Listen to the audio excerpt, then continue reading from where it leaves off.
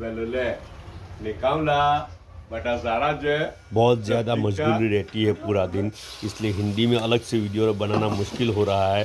तो जो गुजराती में बन रहा है ना वीडियो वही रख रहे हैं अभी तो, लेकिन कुछ ना कुछ तो समझ में आ जाएगा, काम तो चल जाएगा हमारा, है ने।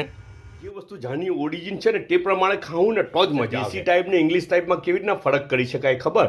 પહેલા પીઝા બેઝના ઉપર પીઝા સોસ લગાવે ને પછી એના ઉપર આ પલોની મૂકે, અથવા તો ચિકન મૂકે, અથવા તો કોઈએ વેજ ખાવું છે તો પનીરના ટુકડા મૂકે, રાઈટ। એના પછી કેપ્સિકમ મૂકવાનું ને એના પછી ચીઝ। અચ્છા, તો શું થાય? પ્યોર ઇંગ્લિશ ટેસ્ટ આવે ને રિયલ। હવે એના અંદર જો આપણે ટામેટું નાખી દીધું, કાંદો નાખી દીધો તો સમજી લ્યો કે દેશી પીઝા બની જાય।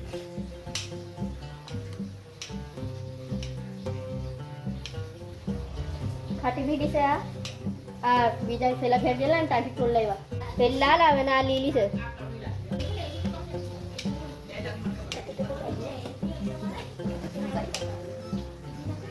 નોનવેજનું કોમ્બિનેશન ને પાછો હાટે જબરદસ્ત ચટાકો બી તે બી હોમમેડ ચટાકો ફ્રાઈડ રાઈસ બનાવેલા છે। એવું લાગે કે નોનવેજ રાઈસ ખાઈ રહેલા છે। મેં હમણાં કિચનમાં જઈને થોડુંક ખાધેલું। અચ્છા, ચટાકો હું ખબર પપ્પુએ કે મરચા બનાવેલા છે, બધું અંદર લહણ આ ને ટીને બધું નાખીને સંભાળ નાખેલું છે। ટ્રાય કરજો ને, બહુ મજા આવે। ને નોનવેજમાં તો શું છે ખબર? પાયા છે, મટનના પાયા એ નોનવેજમાં બનાવેલા છે એ લોકોએ, ને એને ખાવાનું રોટી હાટે ને હાટે પાછું લીંબુ બી। એ અમુક વસ્તુ છે ને થોડુંક કલ્ચરના હિસાબે ઊંચ નીચ આવે। જે રીતના આપણે અહીંયા સાઉથ ગુજરાતમાં બહુ બધા ઘરોમાં વઘારેલા રાઈસ ખાઈએ, બરાબર? અચ્છા, અમુક ઘરોમાં બોઇલ રાઈસ બી ખાય। બર્મામાં ખાલી બોઇલ રાઈસ, બર્મામાં વઘાર નહીં વાપરે, ખબર? કોઈ બી વસ્તુમાં વઘાર લગભગ નહીં હોય જનરલી। ત્યાં કેવું ખબર? બધું બેઝિક ખાવાનું બને ને પછી અલગથી મૂકેલું હોય ટેબલ પર, જે જોઈએ તે ઉપરથી નાખીને ખાવાનું। જેને જે જોઈએ તે મરચું જોઈએ, આ જોઈએ તે જોઈએ તો ઉપરથી નાખો, તેલ બી ઉપરથી નાખે, ખબર તમને? સાચું કેમ? તેલ બી ઉપરથી નાખવાનું એમ જ ને પછી ખાવાનું। ત્યાં વઘારની સિસ્ટમ નથી, દરેક વસ્તુ બોઇલ કરો અને મૂકી દો, થઈ ગયું। ને પછી અલગથી મસાલો ઉપર જોજો, બધી રેસીપીમાં બર્માની મોસ્ટલી બધી રેસીપીમાં એવી રીતના છે। અચ્છા, તો કલ્ચરલ થોડું ફેરફાર હોય, રાઈટ ને।